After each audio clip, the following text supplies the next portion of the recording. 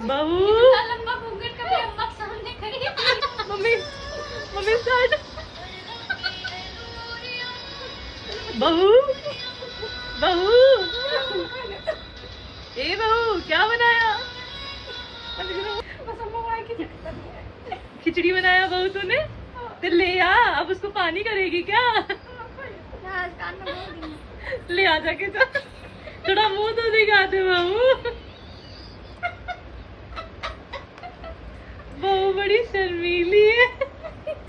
तो कुछ इस प्रकार हंसी ठहाकों के साथ हमने मेहंदी का प्रोग्राम स्टार्ट किया और काफ़ी रिसर्च के बाद ये झूले वाली डिज़ाइन फाइनल हुई। तो रात के बज चुके थे 9 और हम ऑलरेडी बहुत लेट हो चुके थे, लेकिन इधर जो हरकतें चल रही थी उसके हिसाब से तो 10 बजे तक भी मेहंदी नहीं लगने वाली थी मुझे। हाथ की मेहंदी में देर थी तो मेरे पति ने अपना पूरा योगदान दिया और मेरे पैरों में रची मेहंदी। ये दामाद कहाँ से पकड़ के लाई वो? ये मिल गया। यही मिल गया। बचाओ मुझे। एक तरफ मेरे पतिदेव की लगाई हुई मेहंदी और दूसरी तरफ मेरी मम्मी की एक्टिंग, दोनों ने हंसा हंसा कर हमें बेहाल कर रखा था। मेरे रियल आर्टिस्ट ने मेहंदी स्टार्ट करी और ये आर्टिस्ट और कोई नहीं, मेरी छोटी बहन। मेरी एंगेजमेंट और शादी की मेहंदी भी इसी ने मुझे लगाई थी। इधर पूरी जनता के सामने मेरा पति अपनी कला का प्रदर्शन कर रहा था।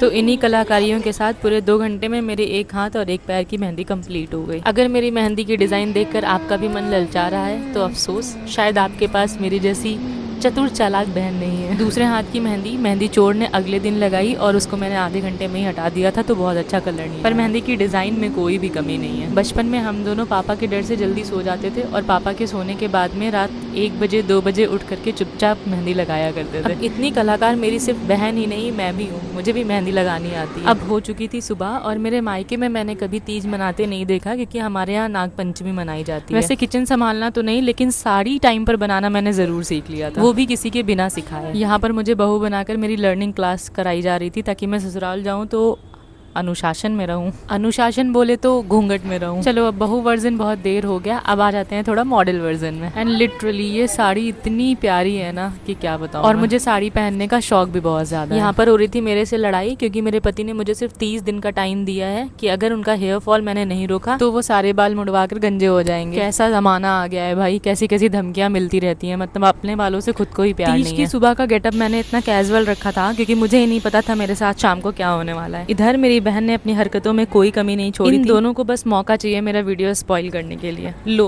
इधर इस चूहिया की भी व्लॉगिंग स्टार्ट हो गई। हेलो गाइस, ये है मिस चूहिया। ये रत्ती भर की है नहीं, 3-3.5 फीट की, और मेरे से पंगा लेती रहती है हर टाइम।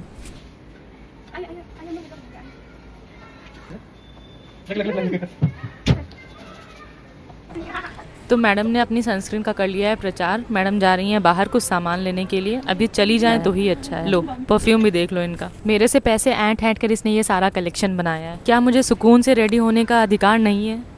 इन लोगों ने नाक में दम कर रखा है। पहले आप लोग इन मोहतरमा की ही मॉडलिंग देख लो, मैं ब्लॉगिंग तो बाद में भी कर लूँगी।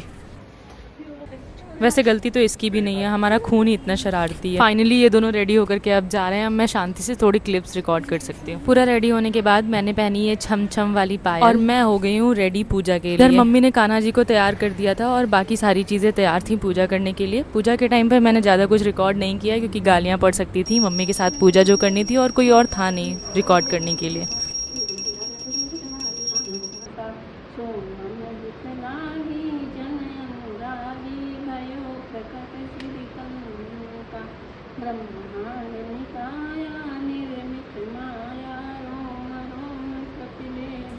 तो हम दोनों ने की अपनी अपनी ससुराल के अकॉर्डिंग पूजा, और पूजा के बाद मैंने किया अपना फोटो सेशन। उसके बाद शाम को हम लोग कहीं भी नहीं जा पाए, इसलिए रात को 11 बजे गए थे झूला झूलने के लिए बच्चों वाला। तो इस प्रकार हमने मनाई मेरी पहली तीज और हमने करी बचपन की यादें ताजा। And also this is my first long video. तो आपको कैसा लगा कॉमेंट में जरूर बताना। Bye bye.